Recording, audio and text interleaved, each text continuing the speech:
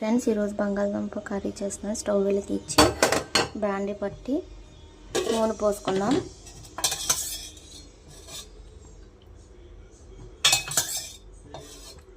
Two spoon oil,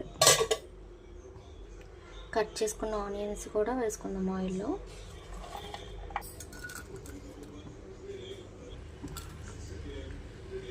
ఇవి బాగా వేగాలి. కొంచెం సాల్ట్ వేసుకుంటాం. బంగాళదుంప వేగిపోయింది. కొంచెం కారం వేసుకొని మనం ఆఫ్ చేసుకోవచ్చు. ఒక్క నిమిషం వేపి అంతే ఫ్రెండ్స్, అయిపోయింది బంగాళదుంప ఫ్రై.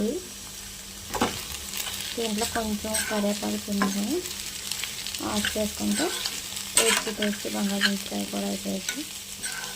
నేను మునక్కాయ టమాటా చేశాను, దానికి కాంబినేషన్గా బంగాళదుంప ఫ్రై చేస్తున్నాను.